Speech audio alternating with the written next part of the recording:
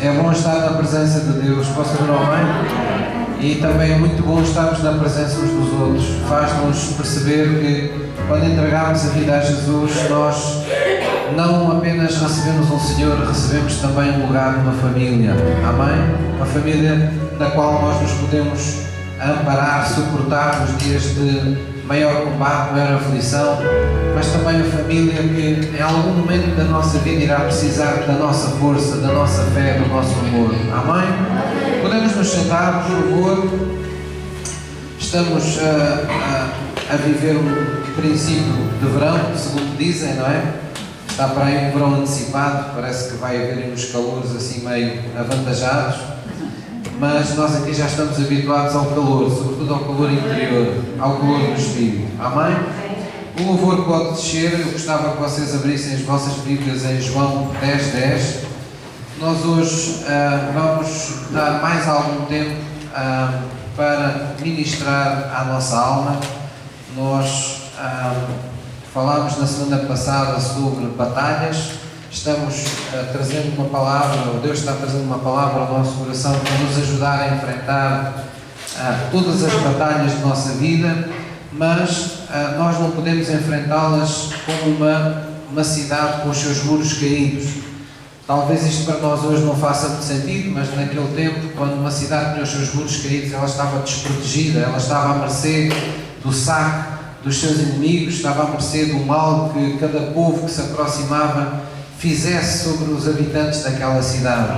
Então as cidades eram fortificadas, havia inclusivamente o conceito da cidade de refúgio, que eram cidades onde operava uma lei especial, onde as pessoas que eram perseguidas se podiam refugiar, poderiam ali dentro encontrar abrigo. E nós temos em nossa vida ela tem também os seus muros, os muros da nossa alma, das nossas emoções, dos nossos pensamentos, da nossa vontade. E por vezes esses muros estão caídos e nós vamos para as batalhas na vida pensando que vamos com uma espada na mão, e às vezes até levamos a espada na mão, mas desculpem uma expressão, vamos de roupa interior, não é? Não vamos com uma armadura, às vezes não vamos calçados convenientemente para essa batalha, vamos despidos para essa batalha, vamos vulneráveis para essas batalhas que se abatem sobre a nossa vida. Então nós hoje vamos deixar que o Espírito de Deus nos conduza e nos ajude a ministrar e a aprendermos a lidar com as emoções dolorosas da nossa vida. Em nossa vida nós, em algum momento, lidaremos com emoções dolorosas. Não é uma questão da qual nós possamos pensar que nunca passaremos por isso. Todos temos emoções que nos serão em algum momento da nossa vida dolorosas. E faz parte da nossa vitória enquanto cristãos na fé, sabermos lidar com elas e estarmos preparados para o momento em que essas situações nos ocorrem. Posso ouvir um amém? Na sexta-feira nós começámos um estudo acerca de vivermos em estado de prontidão. Eu queria encorajar aqueles que não estiveram presentes a poderem estar presentes na continuação dessa palavra. Nós aqui começámos a despertar de alguma forma a nossa alma, o nosso coração para essa necessidade de vivemos em permanente prontidão, em estado de prontidão, prontidão para os problemas, prontidão para a vida de Jesus, prontidão para sermos usados de Deus na vida dos outros. Nós temos, digamos assim, dons dados por Deus e nós precisamos estar no ponto, não é? Tal como em alguns cozinhados, no ponto, precisamos estar no ponto, quer dizer, precisamos chegar a atingir aquela temperatura, aquele limiar, onde de facto tudo se transforma num momento delicioso, um momento prazeroso em nossa vida ou na vida de alguém. Amém? João 10:10, vamos lá, aqui esta passagem para recordarmos o propósito da vinda de Jesus Cristo. Diz assim em João 10:10, era Jesus que estava falando, ele disse: o ladrão não veio senão a roubar, a matar e a destruir. Eu, Jesus, vim para que tenham vida e a tenham com abundância. Eu vim para que tenham vida e a tenham com abundância. Esta última expressão é muito importante na nossa vida cristã e define em grande medida a qualidade do nosso cristianismo. Porque por vezes nós olhamos para isto e contentamos com a sobrevivência, contentamos com ter alguma vida, mas Jesus não veio para nós termos alguma vida, Jesus veio para termos uma vida plena, uma vida conseguida, uma vida cheia de propósito, uma vida onde nós podemos dizer que temos alegria de viver, que temos sentido de viver, que temos coisas que fazemos na vida que engrandecem a nossa existência e engrandecem o Deus da nossa salvação. Então Jesus veio para que tivéssemos essa vida plena, e para alcançarmos, para desfrutarmos, para podermos fruir dessa plenitude de vida que Deus preparou para nós. Necessariamente nós temos que aprender a lidar com emoções e sobretudo com as nossas emoções, com as emoções dos outros e sobretudo ainda sobre todas as emoções com as quais nós lidamos. Temos que aprender a lidar com emoções dolorosas. Posso ouvir um amém? Então a Bíblia nos dá um testemunho e nos fala da importância disto, dando um testemunho de homens de Deus, por exemplo, que de alguma forma falharam, não foram, digamos, amputados na sua vida terrena, no seu ministério, terminaram precocemente a sua chamada, por não estarem capacitados ou não saberem lidar com as suas emoções ou com as emoções de outros. Um dos casos mais enigmáticos, mais conhecidos que nós podemos ver da Bíblia foi o de Moisés. Vocês sabem que Moisés tem muitos motivos pelos quais nós podemos imitar a sua fé, podemos copiar os seus exemplos, mas Moisés teve um momento infeliz na sua chamada, um momento em que ele deu lugar à ira e em que Deus o puniu, não permitindo que fosse ele a levar o povo a entrar na terra prometida. Então foi como que uma morte precoce a de Moisés e a sua sucessão de Josué, que então viria a levar o povo a entrar na terra prometida. Então Moisés, desde muito cedo, ele tinha um problema com a ira, de tal maneira que assim que ele teve a oportunidade de matar um egípcio por causa de ter ferido ou ter tratado mal um hebreu, ele não hesitou em fazê-lo, tirou-lhe a vida. Isso custou-lhe uma ida para o deserto, custou-lhe muitos anos da sua vida no deserto, e o deserto fala de tempo para limar o nosso caráter, fala de tempo para nós aprimorarmos aquilo que não está bem na nossa vida. Mas mesmo assim, mesmo diante de todo esse tempo do deserto, mesmo com vitórias pelo meio, mesmo Deus tendo aparecido na sarça ardente, mesmo Moisés tendo conseguido cumprir essa chamada maravilhosa de poder ir junto ao faraó e de poder liderar o povo e sair do Egito com o povo a caminho da terra prometida e atravessar o mar vermelho e todos esses acontecimentos miraculosos, contudo aquele caráter não ficou totalmente, a questão da ira não ficou totalmente resolvida, até que há um momento em que a Bíblia nos fala, em que Deus disse para Moisés falar à rocha para que desse água, mas ele, irado, ele revoltado até com o povo, acabou por ferir a rocha, acabou por dar com que 2 chicotadas ou 2 varadas, não é? Bater com 2 vezes com a vara na rocha, desobedecendo deliberadamente a Deus. Deus, em sua misericórdia, deu na mesma a água, mas de imediato repreendeu Moisés. Nós podemos ver isso em Números, vamos ver isso em Números 20, versículo 7. Às vezes é importante nós vermos este lado de Deus, porque há muitas pessoas que pensam que esta coisa do ministério da igreja, de termos que falar a salvação às pessoas, isto é tudo, desculpa-me a expressão, uma treta, que Deus, porque é amor, um dia vai acabar por salvar toda a gente, e que isto foi só para a gente se entreter enquanto estávamos aqui na terra. Mas nenhum de nós tenha dúvidas, Deus é amor, mas Deus é justo. Deus exige da nossa parte temor para com a sua santidade e para com a sua justiça. Deus obriga-se Ele próprio a cumprir aquilo que Ele próprio criou. De forma que aqui em Números 20, nós podemos ver esse episódio. Números 20,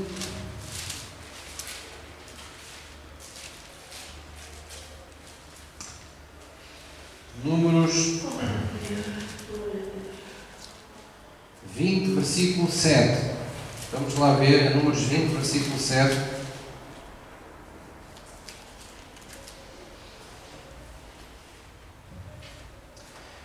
E diz assim em Números 20, versículo 7, diz: E o Senhor falou a Moisés, dizendo: Toma a vara e ajunta à congregação tu e Arão, teu irmão, e falai à rocha perante os seus olhos, e dará a sua água, assim destirarás água da rocha e darás a beber à congregação e aos seus animais.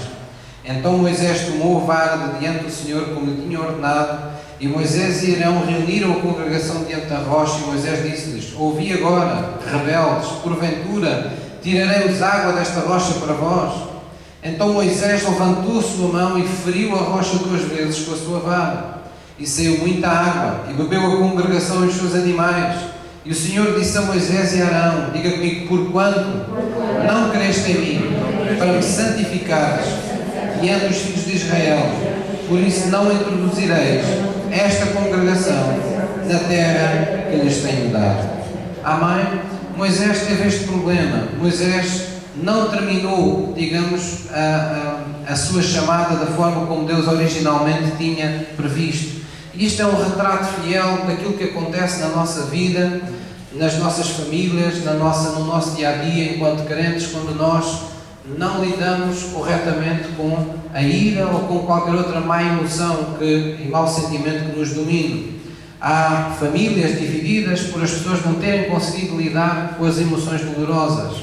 Há pessoas que abandonam congregações como esta, como a igreja, por não conseguirem lidar com emoções que lhes são dolorosas.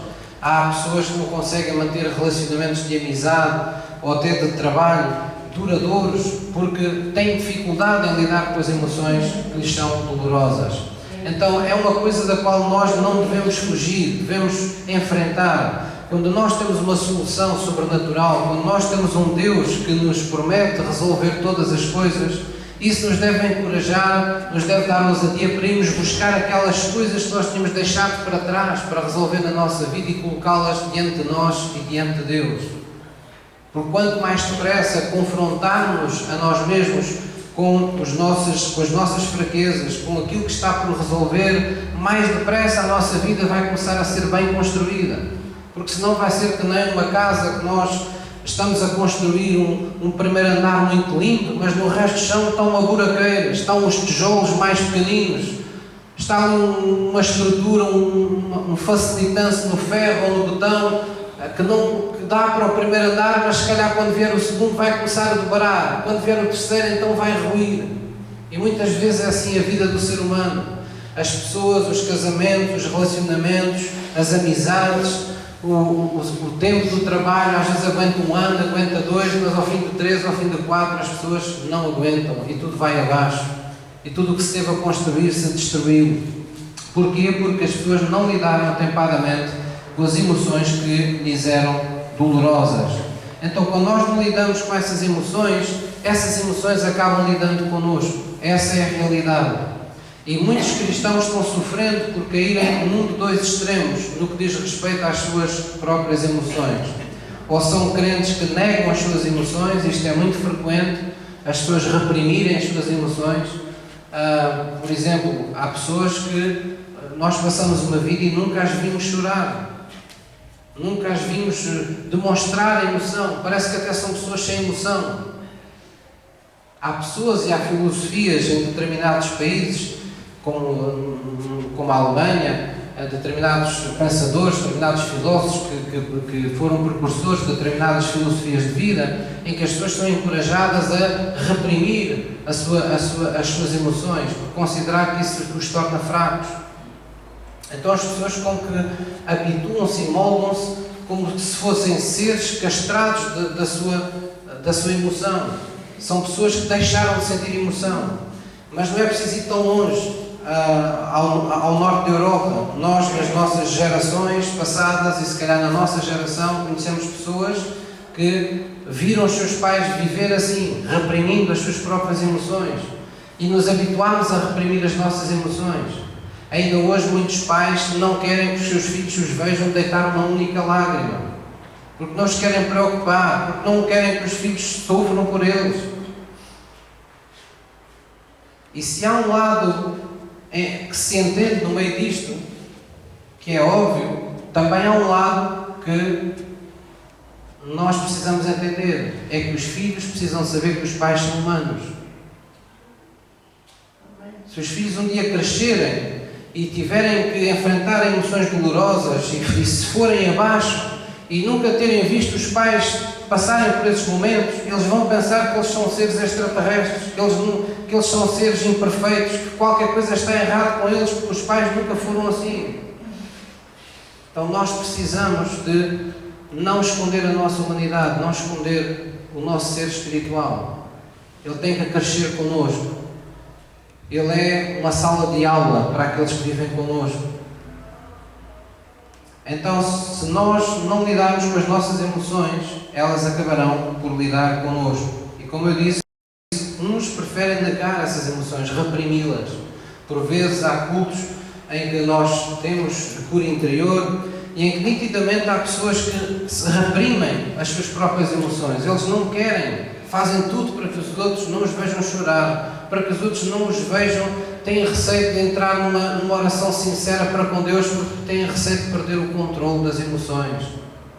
E todas as vezes que fazemos isso, achamos que estamos a fazer um bem para nós, mas estamos a amontoar mais um bocado de lixo dentro de nós. Estamos a meter uma rolha em algo que é explosivo. Vai chegar um dia em que essa rolha não vai aguentar a pressão. Então a presença de Deus, se há coisa para a qual foi feita, foi para nós renovarmos as nossas águas, sermos renovados interiormente. E para renovarmos nós temos que fazer uma troca. Tem que haver como que uma transfusão, não é? Espiritual. Nós temos que deixar sair as coisas que não prestam para Deus ocupar esse espaço com bons sentimentos, com coisas que nos honram, que nos são prazerosos. Amém? O outro extremo em que os cristãos caem no que diz respeito às suas emoções é não terem controle sobre as suas emoções. E quando eu digo isto, estou a falar das pessoas, por exemplo, quando são explosivas, das pessoas que, tal como Moisés, têm um problema com a ira e que é quase uma reação automática, assim que são contrariados, saltam-lhes de imediato a tampa, transformam-se em pessoas completamente diferentes. A Bíblia mostra exemplos assim, mostra como isso pode destruir a vida das pessoas. A Bíblia fala, inclusivamente, em Hebreus, que quando nós temos raízes de amargura com as quais não lidamos, acabamos por chegar ao momento em que elas vão perturbar outros, por nós não termos lidado com isso atempadamente. Vamos fazer coisas das quais nos vamos ter que arrepender um pouco mais à frente. E tantas vezes que as pessoas dizem coisas assim: eu acabei por dizer o que não queria, eu acabei por fazer o que não queria, lá tive que ir pedir desculpa, lá tive que ir... Bem, não foi mal termos conseguido pedir desculpas, conseguem, mas não devemos nos deixar descontrolados. Uma das manifestações do Espírito de Deus, uma das manifestações do fruto do Espírito, é exatamente o domínio próprio. Deus dá-nos o domínio próprio. Deus dá-nos o discernimento necessário para em cada momento saber quando estamos a chegar ao limite, quando estamos a chegar ao fundo da nossa reserva emocional, da nossa capacidade de resistir a um ato de ira, a um ato de descontrole. Então nós precisamos urgentemente de lidar com essas coisas em nossa vida. No que diz respeito às emoções dolorosas, elas não são apenas um perigo quando são nossas. Nós também temos que aprender a lidar com as emoções que são dolorosas, mas que vêm a partir dos outros. E isto também é muito importante, porque elas também vão lidar connosco se nós nada fizermos em relação às emoções dos outros. Quando isso acontece, quando as pessoas não lidam com as emoções dos outros, as pessoas sentem-se em alguns momentos como que abusadas pelos outros. Às vezes têm necessidade de se retrair perante os outros, porque não estão lidando bem com as emoções dolorosas das outras pessoas. Então é muito importante nós compreendermos isso, compreendermos que em todos os casos que envolvem emoção, quando nós não lidamos com as emoções, não tomamos a iniciativa, as emoções acabam tomando uma iniciativa condicionando os nossos relacionamentos, condicionando a qualidade do nosso relacionamento com as pessoas. Amém? Então é muito importante nós compreendermos isso. Então não se trata de não enfrentarmos, ou quando é que se vamos ou não enfrentar emoções dolorosas, mas sim como é que nós vamos lidar com elas quando elas nos sobrevierem? Vamos abrir em 1 Coríntios 10, 1 Coríntios 10, e vamos recordar algo muito importante. 1 Coríntios 10, versículo 13. Amados, todos temos uma capacidade limitada para lidar com emoções dolorosas. Eu estou a falar em nós mesmos, não é? Nós, seres humanos, temos um limite, temos uma capacidade. Por isso é que as pessoas usam a expressão já me saltou a tampa. Não é? Há um limite até à tampa, não é? Até a panela de pressão tem um limite, não é? E nós precisamos compreender que temos limites. Precisamos da ajuda de Deus para lidar com esses limites. 1 Coríntios 10, versículo 13, diz assim a palavra de Deus. O apóstolo Paulo disse à igreja dos Coríntios: não veio sobre vós tentação senão humana, mas fiel é Deus, que não vos deixará tentar acima do que podeis suportar. Mas antes, com a tentação, dará também o escape para que a possais suportar. O apóstolo Paulo está a admitir que há um limite. Nós temos um limite máximo de intensidade emocional que podemos experimentar num determinado momento. Há uma quantidade de emoção que nós aguentamos, mas a partir da qual nós já não temos controle. Então, a menos que nós processemos corretamente as nossas experiências espirituais, a nossa alma acaba por ir colocando essas experiências emocionais mal resolvidas dentro de nós e vai acolhendo, é um pouco como o lixo, não é? O lixo hoje já há muitas iniciativas de reciclagem para o lixo.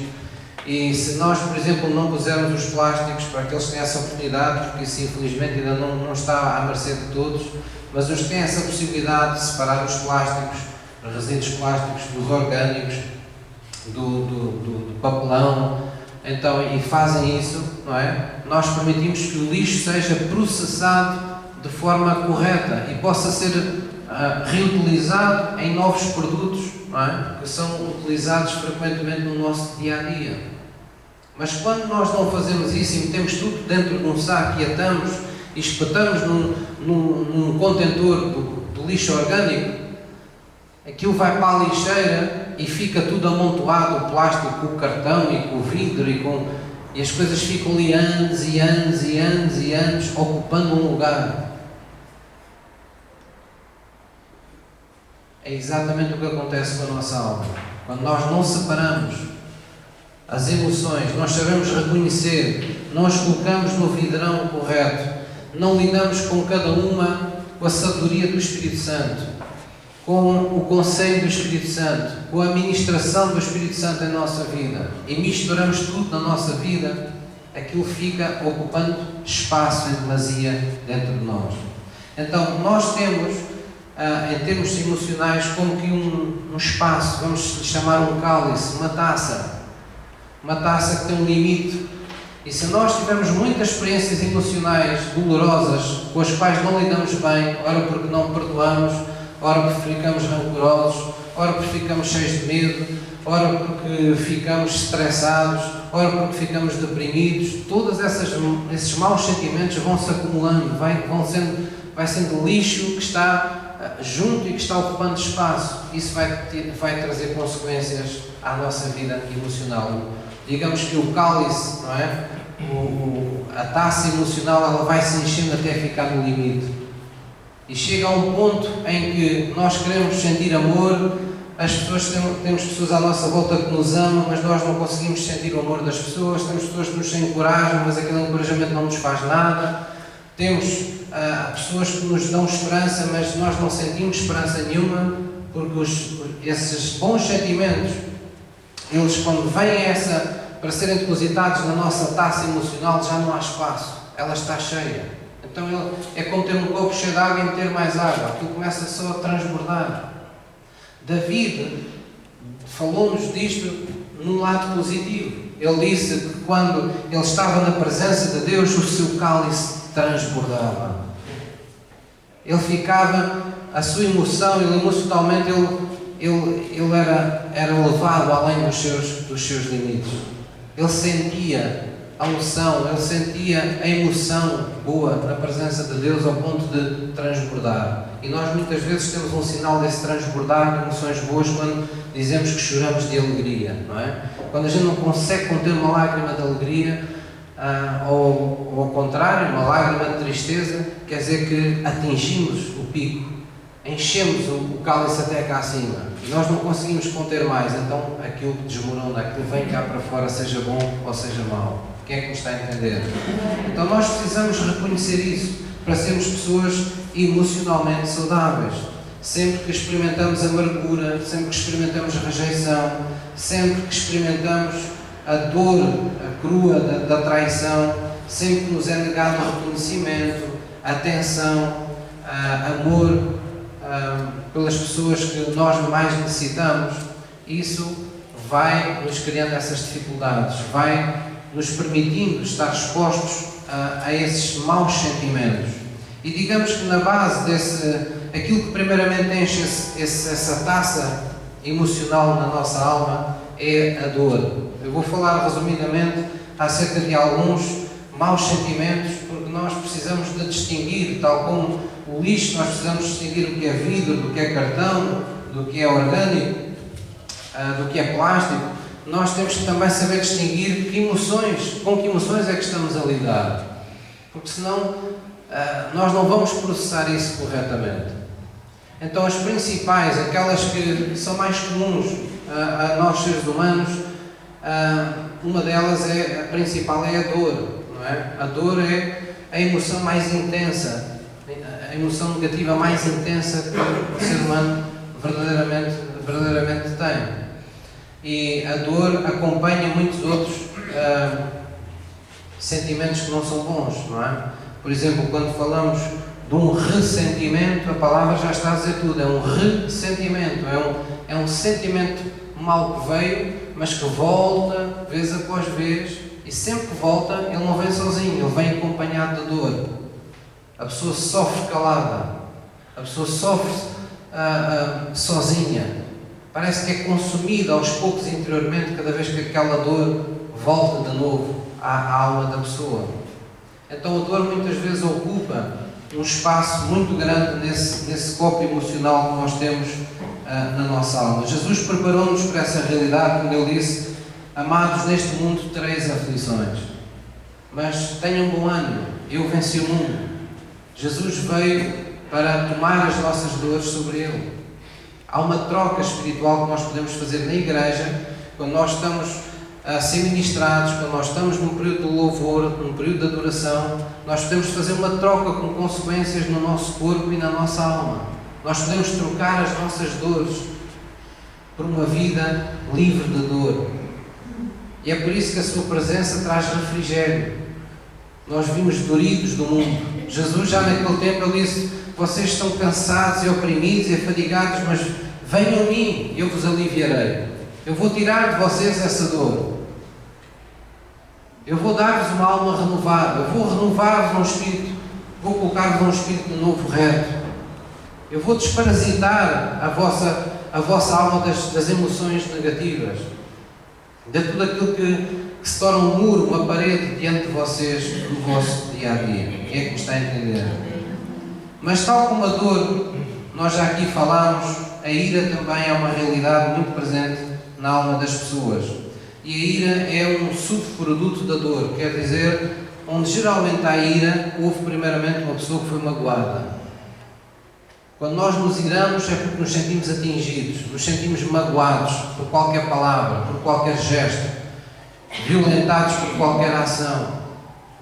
E isso, ao nos magoar, desperta em nós a ira. E muitas vezes as pessoas querem controlar a sua ira, mas não lidam com as suas dores. Isso é uma coisa que nada faz. Se nós queremos deixar de ser pessoas que nos iramos, nós temos que ir um bocadinho mais fundo e temos que ir tratar das coisas que nos causam dor. Temos que lidar com as nossas dores para que a ira possa começar a perder força. É como uma planta que você vai ao chão e arrebenta-lhe com as raízes, corta-lhe as raízes. Ela cá em cima ainda pode estar verde, mas vai começar a murchar porque você tirou-lhe as raízes. Tirou a sua forma de alimentar toda a sua existência. Quando nós eliminamos a dor, nós eliminamos a existência da ira na nossa vida. Tiramos como que o chão debaixo dos seus pés. A Bíblia faz menções sobre isto. O apóstolo Paulo disse aos Efésios: não permitam, não se ponha o sol sobre a vossa ira. Não deis lugar ao diabo. Porque tudo isso é um processo que nos leva a experimentar não apenas emoções más, mas a viver segundo e dirigido por essas más emoções. A ira tem muitas caras. Quando as pessoas têm ira dentro delas, isso não significa que vão andar a gritar logo com toda a gente. Às vezes a ira tem a cara de um excesso de passividade. Às vezes olhamos para determinadas pessoas e achamos-las anormalmente paradinhas, não é? Vocês nunca disseram assim: aquela pessoa é tão paradinha, é coisa tão estranha, até parece um robô, não fala, não ri, não reage. Por vezes está lá a dor, por vezes está lá a ira, na mesma. Porque há esses dois extremos. A ira pode ter a cara de uma forte agressividade, mas pode ter também a cara da pessoa ficar com uma forte passividade. A intolerância é outra cara da ira. Pessoas que estão sempre intolerantes, pessoas que nunca toleram nada nem ninguém, estão sempre vingativas, estão sempre julgando os outros, estão cavalgando sobre as suas dores, estão tentando sobreviver às dores da sua vida. A ira que ainda está presente no seu coração. E por vezes isto enche este nosso copo, que são as nossas emoções. Há outro sentimento muito comum, é a culpa. A culpa geralmente vem quando nós violentamos alguém verbalmente, ou por gestos, ou por atitudes, ou comportamentos, seja lá o que for, e a nossa consciência nos acusa. E nós temos uma causa e efeito, nós percebemos: não, eu não devia ter feito isto, eu não devia ter dito aquilo, estou-me a sentir mal do que fiz ou do que não fiz. Às vezes são gestos, são atitudes. Deus também pensou nisso. A Bíblia diz que Jesus veio para levar todas as nossas culpas, para nos apresentarem inculpáveis diante de Deus. A culpa mancha a alma de um cristão perante Deus. Deus não nos quer com culpa. Mas tão grave como isto, como a culpa, é a falsa culpa, que é quando nós assumimos culpa pelas coisas que não fizemos. Às vezes os pais veem uma qualquer inaptidão numa filha, num filho, ou porque não conseguem servir a Deus, ou porque não conseguem amar a Deus, ou porque têm um problema de ordem física, ou motora, ou cognitiva, ou seja lá o que for, ou de aprendizagem na escola. Os pais culpam-se da inaptidão dos seus filhos. Culpam-se por aquilo que não têm culpa. Há filhos que, quando os pais se separam, eles culpam-se da separação dos pais. Metem às vezes na cabeça que os pais se separaram por culpa deles, porque ouviram um desabafo, porque ouviram uma conversa, porque ouviram qualquer coisa, um comentário de um amigo, e ficam a pensar: se calhar eu fui a causa deles não estarem hoje juntos. Isso chamam-se falsas culpas. São pessoas que não têm culpa, mas que aceitam as culpas dos outros para si mesmas. Isso é tão destrutivo como ter culpa, é tão destrutivo como ter qualquer outra dor. E é para ser condenado, é para ser rejeitado. O medo é talvez dos maus sentimentos mais presentes, muitas vezes, na nossa alma. Enquanto a ira olha para o que aconteceu, o medo olha para o futuro. O medo diz: eu tenho medo de voltar a sofrer, eu tenho medo de voltar a passar por isto. Por isso é que o medo bloqueia o nosso andar. Por isso é que ele impede de sermos pessoas não apenas equilibradas, mas pessoas ousadas, pessoas com iniciativa. Ele paralisa as suas vítimas. Porque o medo é um muro que está sempre à nossa frente quando nós queremos ver o futuro. É como se tivéssemos uma luz e nós queremos ver a luz, mas está sempre um muro à frente da luz, a gente nunca sabe, nunca consegue ver luz, nunca consegue ter esperança no futuro. Estamos sempre com receios de tudo, por tudo e por nada. Tudo é um receio. Tudo é um desconforto. Então nós temos que lidar também com esse mau sentimento. Posso ouvir uma mãe? Há também aquilo que muitas das pessoas já conhecem como stress. E o stress é nós sermos tomados pela pressão que nos rodeia, que está à nossa volta. Alguém disse uma vez, em tom de brincadeira, eu achei muito piada a isso e guardei essa relação no coração, que alguém disse que os problemas da vida são como um colchão, não é? Se nós estamos por cima deles, está tudo bem, mas se eles estão por cima de nós, está tudo mal, não é?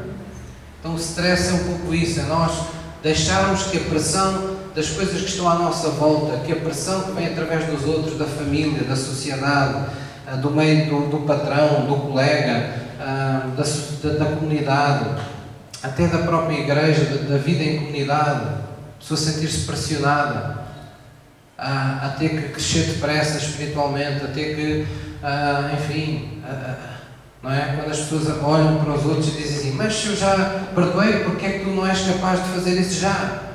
Eu já em um ano já cresci tanto para Deus, porque é que tu ainda estás assim?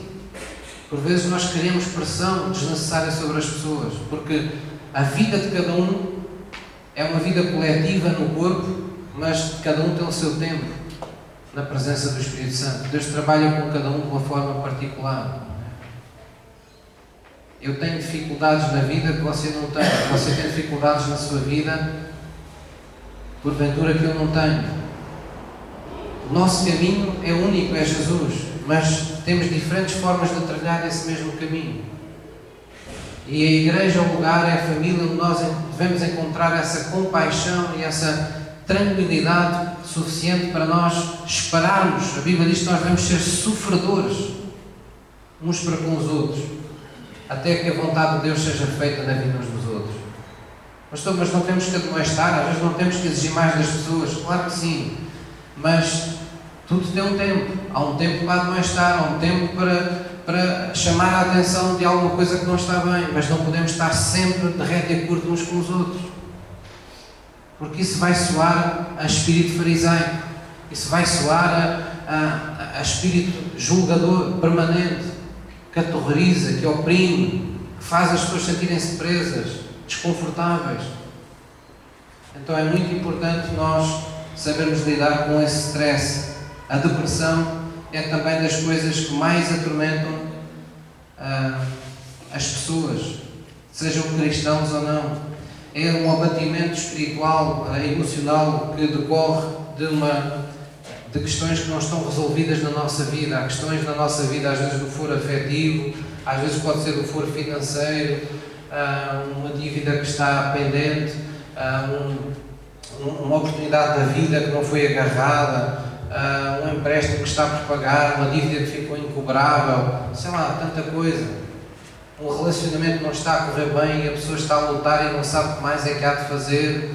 Tudo o que está em stand-by, tudo o que está em pausa, tudo aquilo que não está a conseguir ser resolvido na nossa vida é uma fonte potencial de stress e de depressão para nós. E muitas vezes causa-nos um abatimento emocional. A pessoa parece que nos desligaram a ficha por dentro. Isso é o sinal da depressão. Então nós precisamos reconhecer estas emoções negativas, porque às vezes nós temos algumas delas e outras vezes temos elas todas na nossa taça emocional. Às vezes o nosso cálice vai à presença de Deus e nós nem sequer deixamos que Deus tire estas coisas lá de dentro. Queremos que Ele transborde como o cálice de David.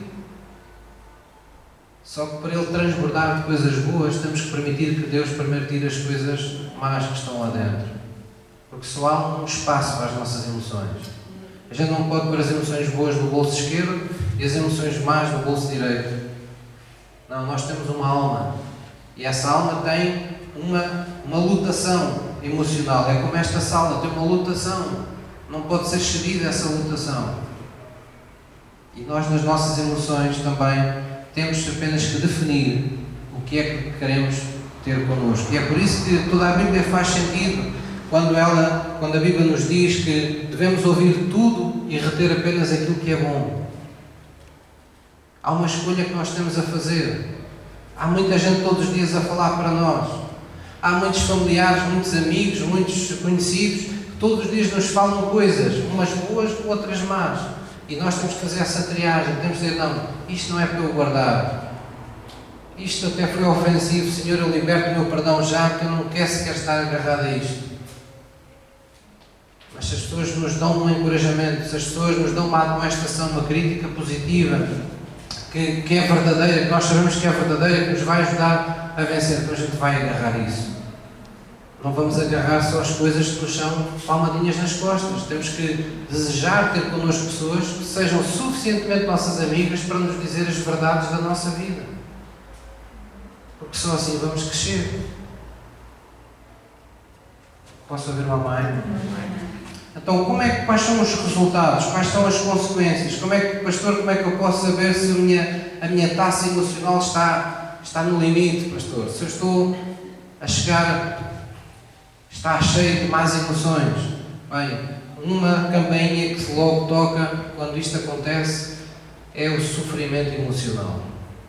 É quando nós estamos numa profunda agonia interior, estamos numa dor sempre presente, contínua, silenciosa, que nos consome lentamente por dentro. Podemos não chorar, podemos não demonstrar, mas ela está lá todo o tempo. Parece que faz parte de nós. Faz lembrar os homens que fazem o carvão. Toda a gente aqui sabe como é que se faz o carvão ou não? Basicamente, assim, em termos leigos, aquilo faz-se uma pilha de lenha com uma determinada arte para deixar algum ar entre as madeiras e é acendida como que uma fogueira debaixo daquilo, mas tudo aquilo é coberto com terra e é deixado só uns respiradores para sair o fumo. É uma espécie de queima lenta em que a chama nunca se transforma numa chama grande. Vai consumindo devagarinho. Não é? O objetivo é que falte o oxigênio para que a madeira não arda e não fique logo em cinzas, mas vá sendo consumida pela temperatura. Então ela vai ficando aquela preto que a gente conhece do carvão, a madeira vai desnando, vai se queimando, mas não desaparece, fica com o tamanho que ela tem. E quem já viu isso, a gente quando olha para esses montes onde as pessoas fazem o carvão, aquilo fumega, parecem montes que fumegam do chão, não é? A gente nem sabe o que é que está ali debaixo. Só quando eles tiram aquela terra toda é que a gente vê que aquilo é um monte de carvão que ali está. E sabe, às vezes, o sofrimento emocional é comparável a isto. É uma chama que não se vê. Está ardendo, está consumindo todos os dias mais um bocadinho, todos os dias mais um bocadinho. O tamanho está lá todo. A madeira não desapareceu. A nossa vida, nós não desaparecemos, mas estamos a ficar em carvão, sem nos apercebermos. Estamos a ficar consumidos para a vida. Então nós não podemos permitir isso. Temos que saber pôr um ponto final a isso. Temos que ir à presença de Deus e dizer, Senhor, eu quero terminar com isto hoje. Isto é escravidão, isto não é para mim, isto não veio de Ti. Posso ouvir uma mãe? A outra consequência é que nós, já aqui disse, ficamos inaptos para emoções positivas. Ficamos também, muitas vezes, em posição de ser um problema para os outros. Não é? Em Hebreus diz que cuidado com as raízes de amargura, não é? Que brotando acabam perturbando os outros. Quando uma pessoa não está bem, geralmente não é só ela que não está bem. É uma família que não está bem, são pessoas que não estão bem, são amigos fiéis que não estão bem.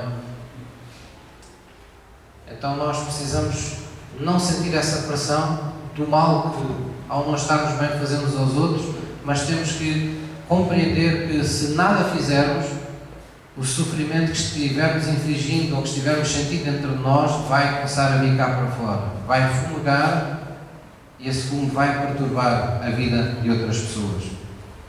Amém? E a última consequência que eu vos queria falar para terminar é que o nosso copo emocional, essa taça emocional, sempre anda connosco. Às vezes as pessoas têm estes problemas de alma graves, estão num relacionamento e trocam de parceiro, trocam de parceira, trocam às vezes de país, trocam de residência, trocam de trabalho, trocam de amigos, fazem imensas trocas, mas para onde quer que eles vão, aquela insuficiência, aquele déficit, aquela ferida acompanha, aquele copo continua cheio do que não pode estar cheio. Então o problema não está nas pessoas, o problema não está no sítio onde você vive, não está na casa onde você vive, não está no trabalho onde você está, não está com as pessoas que vivem consigo, o problema está dentro de si. E nós temos que nos acertar na presença de Deus. Posso ouvir um amém? E era aqui que eu queria vos trazer, porque a igreja não é falarmos dos problemas, a igreja é nós trazermos o Jesus que nos liberta desses problemas. Então como é que nós podemos esvaziar esse copo? Não é? Todos o queremos fazer, mas porquê é que é tão difícil? Porque na maior parte das vezes nós fazemos o que todo o ser humano faz, queremos fazer isso sozinhos. Precisas de ajuda? Não, eu sei o que é que é de fazer para a minha vida.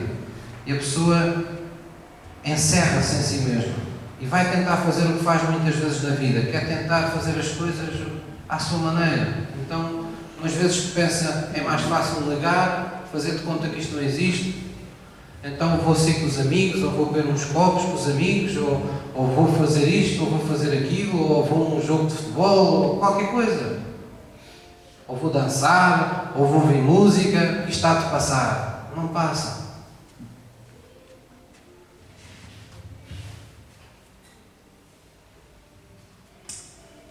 Fez-me lembrar uma piada dos meus tempos de juventude.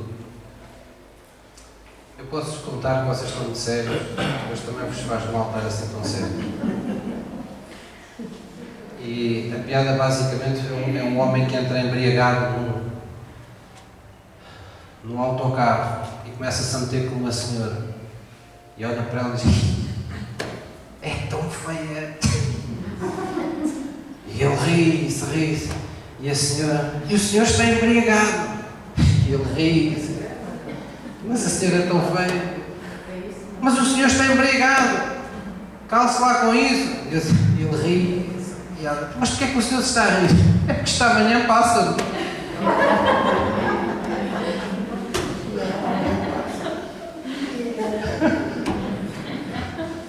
Percebem?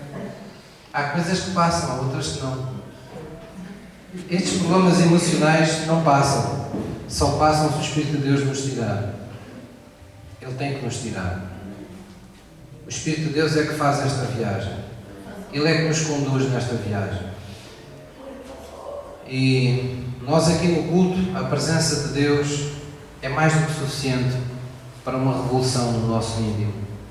Mas haverá casos, haverá alturas na nossa vida em que nós precisamos estar a sós com Deus no nosso quarto, ou num sítio reservado, em que precisamos gritar, não com Deus, mas falar alto para com Deus acerca do que estamos sentindo. Haverá alturas em que precisamos convidar o Espírito de Deus a nos guiar nessa viagem. Sabe, quando nós queremos visitar o nosso passado, sempre dá chatice. A gente pensa que vai resolver alguma coisa e acabamos com mais problemas, com mais dor, com mais ressentimentos, porque nenhum de nós está autorizado a visitar sozinho o seu passado. Só há uma pessoa que pode fazê-lo viajar para trás, em segurança. Essa pessoa chama-se Espírito Santo de Deus. Ele é o único que pode levar a nossa vida à cruz, há 2000 anos atrás, para libertar o que ela é hoje, no presente. Então nós temos que confiar nele. Temos que trocar, temos que entregar essas emoções negativas nas mãos do Espírito de Deus. Em alguns casos, o Espírito de Deus nos irá pedir para perdoarmos pessoas que nós não perdoamos. Alguns terão que se perdoar a si mesmos, porque têm a tal falsa culpa. Transportam uma culpa que não é deles. Ou então condenação, que é tão mal como a falsa culpa. Parece a mesma coisa, mas é ali muito parecido. Condenação é construído sobre mentiras. É, por exemplo, que uma criança que está para a adoção, quando ela pensa algo assim: eu devo ter feito alguma coisa de errado para os meus pais me terem abandonado. A condenação é construída sobre mentiras. Deus não nos quer com esses sentimentos. Vamos ver então a solução. Vamos abrir em Salmos 62, versículo 8. Salmos 62, versículo 8. Há uma expressão neste salmo que todos nós precisamos. Nós precisamos ir devagarinho, falando-vos em todos estes maus sentimentos diferentes, tentando distingui-los o melhor possível, porque é importante que você descubra a origem da sua dor. É importante que você se predisponha a ser guiado pelo Espírito de Deus. Se era uma pessoa que já não sentia emoção há muito tempo, porque reprimiu as suas emoções, é importante que o Espírito de Deus desbloqueie. Acabe com essa comporta que está na nossa alma. Salmos 62, versículo 8. Diz assim a palavra de Deus. Diga comigo: confiai nele, ó povo, em todos os tempos. Derramai perante ele o vosso coração. Deus é o nosso refúgio. Amém? O que é que nós precisamos de fazer em todos os tempos? Derramar perante ele o nosso coração. Que o nosso coração não é no sentido do nosso espírito. Aqui derramar o coração é abrir-nos com Deus, não é? É pormos tudo o que está cá dentro, cá para fora. Mas para quê? Para partilharmos o nosso coração com Deus. Para abrirmos o nosso coração com Deus. Entregar a nossa dor a Deus. Para nós recebermos pela fé a nossa cura, nós temos que fazer uma troca. Quantos é que aqui já ouviram falar que a cruz é uma troca? Não é? Nós até temos um hino que diz: eu troco a vergonha, eu troco a dor, eu troco a tristeza. Nós temos que fazer essa troca. Isto não é um hino apenas para a gente celebrar, é um hino para nos lembrar que nós temos que de facto entregar. Temos que deixar ir as coisas que nos molestam na nossa alma. Então nós devemos partilhar, devemos derramar o nosso coração perante Deus. E por isso eu digo, para algumas pessoas, eu admito que possa ser complicado estar a derramar o seu coração perante outros irmãos na igreja. Mas a Bíblia ensina-nos que não só devemos derramar perante Deus, mas que em determinados casos nós temos mesmo que permitir que outros se coloquem em posição de os poder confortar. Ou seja, precisamos de partilhar a nossa dor com mais alguém, que nos seja de confiança, que respeite a nossa privacidade, que estejamos cientes que nos desejam bem. Isso é importante. A Bíblia foi escrita para uma família, para um povo que partilha uma vida em comum. E por isso a expressão confortai-vos uns aos outros, encorajai-vos uns aos outros, suportai-vos uns aos outros, levai a carga uns dos outros, chorai com os que choram, alegrai-vos com os que se alegram. São expressões feitas para a igreja. Os tempos podem ter mudado, mas o espírito da igreja tem que ser o mesmo.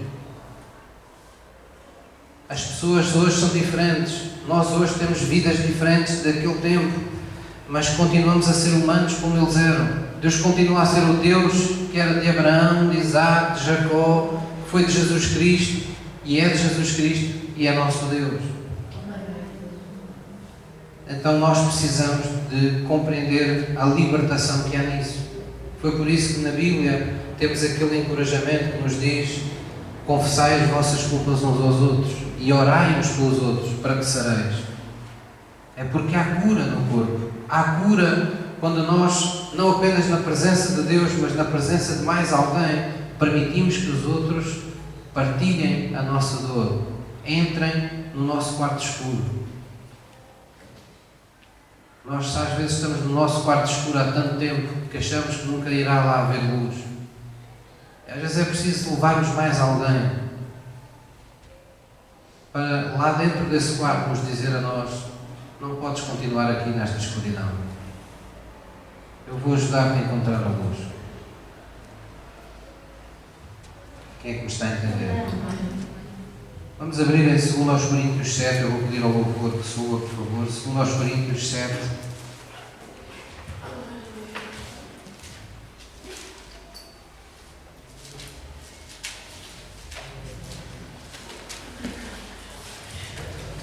Nós precisamos partilhar a nossa dor com Deus, entregá-la a Deus. Às vezes precisamos mesmo partilhá-la com alguém da nossa confiança, com um amigo mais íntimo na igreja. E precisamos receber conforto. Às vezes as pessoas menosprezam o conforto, pensam que o conforto é um subproduto, é uma coisa do género: eu vou confortar-te. Eu queria era a solução. Mas sabe, às vezes a melhor solução não é aquela que nos acontece fora de nós, é aquela que acontece dentro de nós. Um coração confortado é um coração preparado para resistir e para esperar o seu momento com Deus. Às vezes o tempo lá fora está muito mau, mas Ele não nos diz tudo. Eu esta semana tive a oportunidade de ver um comentário em poucos minutos, por acaso apercebi-me, são reportagens rápidas, sobre um povo, que é o povo norueguês, em que eles passam metade do ano às escuras e metade do ano é que tem luz, não é? E é uma terra muito gélida, com muito frio, com muita neve, com muito... Então eles têm um ditado, muito dizia nesse programa, tem um ditado muito engraçado, porque este americano que estava fazendo este comentário, ele estava dizendo o seguinte, estava dizendo: como é que nós, americanos, não é? Estava-se colocando na posição dos americanos, uma nação tão evoluída, tão bem sucedida em tantas coisas, na escala da felicidade, não é? Foi feita uma espécie de uma escala de felicidade para os povos, e foram feitos inquéritos nas nações para tentar perceber qual era o grau de satisfação, de felicidade das pessoas. Então, ele estava espantado porque na Noruega se não é o primeiro, é dos países onde as pessoas são mais felizes. E aquilo para ele estava-lhe a fazer uma confusão, porque é um país gelado, é um país que só tem neve, montanhas, água gelada, passa a maior parte do tempo lá na lareira, e pronto, e 6 meses às escuras são sempre 6 meses às escuras, não é? A gente aqui, quando tem uns dias sem sol, já ficamos deprimidos só com a falta de luz. Imagina o que é estar 6 meses. E então aquele americano estava assim um bocado baralhado: como é que nós, os americanos, estamos em 14º, e estes indivíduos, num país destes, com todos estes rigores climáticos, está lá em cima, porque é que eles são tão felizes? Então um dos ditados que os noruegueses tinham e têm é de que não há mau tempo, há apenas roupa má. Vocês perceberam? Alguém falou com uma mulher e disse assim, fê-la ver a montanha cheia de gelo e com um tempestade lá fora, disse: aquela montanha para si significa perigo ou felicidade? Ela: felicidade.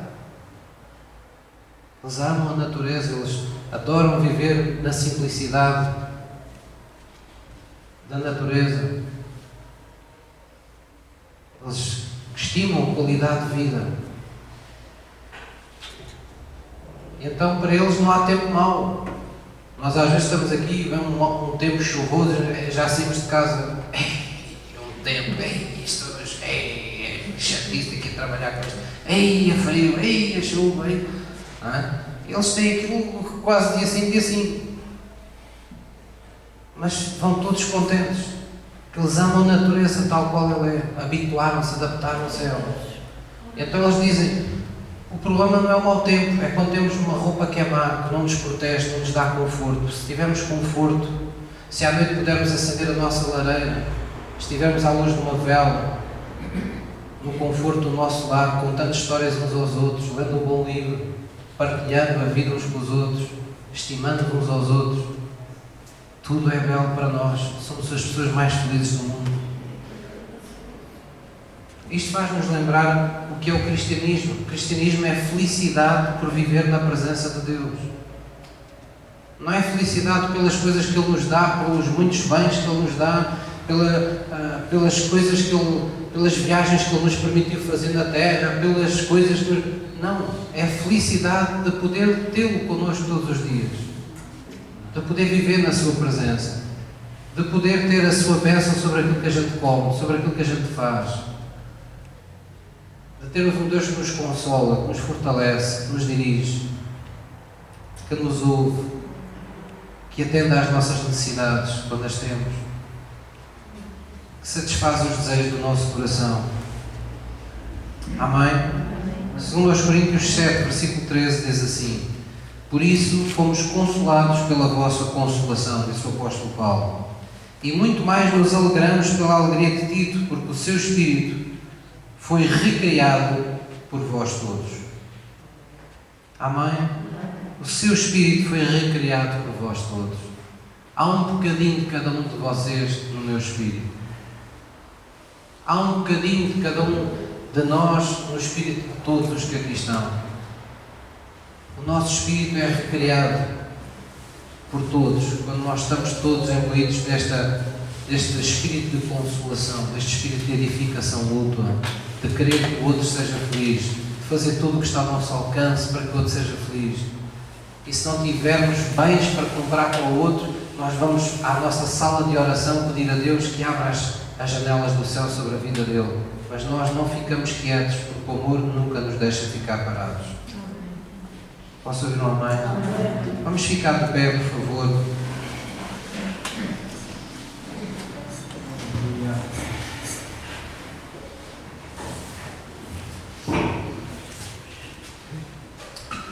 Nós vamos ouvir no hino que diz: deixa a água viva inundar o teu ser. Deixa o Santo Espírito tomar conta do teu viver ou do teu sofrer, como era originalmente a letra do hino. Vamos deixá-lo tomar conta disso. Amém? É o mais importante de tudo. Deus pode, Deus quer, mas nós temos que o deixar fazer. Nós temos que confiar nele. Se nós não abrirmos a porta, quando Ele bate à nossa porta, Ele não vai entrar na nossa casa, não vai cear connosco à nossa mesa. Nós temos que abrir as portas da nossa alma e do nosso coração. Amém? Baixe a sua cabeça em reverência diante de Deus. Deixe que a letra deste hino e a presença do Espírito Santo aqui neste lugar prepare o seu coração para um momento de oração. Se deseja íntimo, onde você vai entregar a sua dor a Deus e vai receber a sua cura emocional pela fé e vai pedir a Deus que o dirija a encher o seu vaso emocional, o seu cálice, fazer transbordá-lo como David de sentimentos bons ao estar na sua presença. Vamos permanecer nesta atitude de reverência, de desejo de ouvir o Espírito de Deus falar connosco. Perturba tua mente.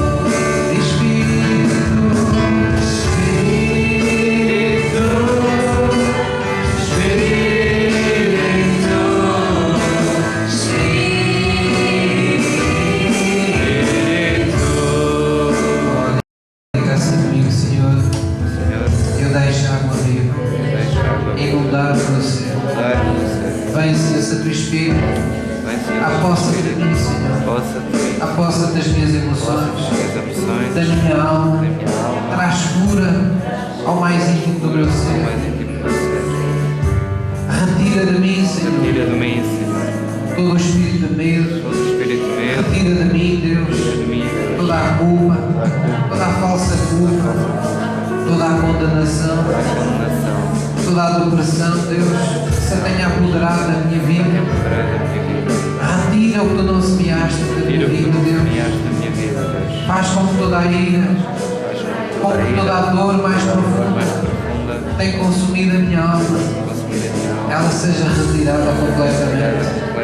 Pois eu sei que lá naquela cruz, Jesus tomou sobre si as minhas dores, as minhas culpas, o castigo que me traz a paz, de maneira que eu não devo, nem quero mais viver castigado com qualquer destas emoções negativas, com qualquer ressentimento, com qualquer amargura, com qualquer sentimento de rejeição. Em nome de Jesus, Senhor Santo Espírito, eu abro as portas da minha alma, da minha emoção, venha restaurar, venha renovar o meu cálice, tal como David no Salmo 23, venha fazer com que o meu cálice transborde das tuas águas vivas, Deus, da tua alegria de viver, da paz do teu poder, da tua esperança abundante, Deus. Faz com que o teu amor, a tua aceitação, a tua compreensão reinem no meu espírito e em toda a minha alma nesta manhã, pois eu entrego nas tuas mãos toda a minha dor, todo o meu sofrimento, toda a minha angústia, todo o rancor, toda a ira, eu entrego a ti, Deus. Eu liberto o meu perdão para todas essas pessoas que me magoaram, que me ofenderam, que não me atenderam em tempo oportuno, que não me têm valorizado nos momentos importantes da minha vida. Eu liberto o meu perdão. Eu não vou estar dependente do que os outros me façam.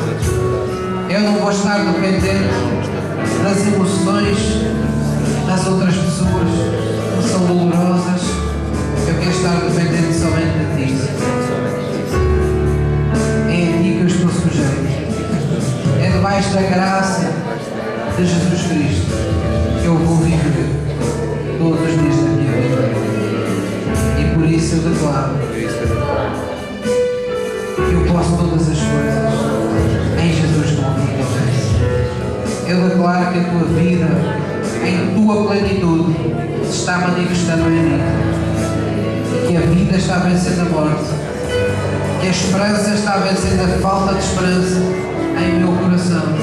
Que a depressão está dando lugar a uma alegria profunda.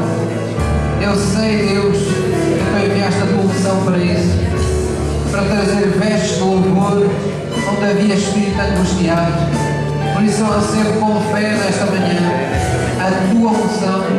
Destrói, Deus, todo o jugo de toda a enfermidade, de toda a fragilidade que o pecado trouxe à minha alma, em nome de Jesus. Mas eu renuncio a todo o envolvimento com o pecado. Eu renuncio a todo o pacto com qualquer um destes maus sentimentos em minha vida. Hoje eu sei que nasci de ti para vencer o mundo.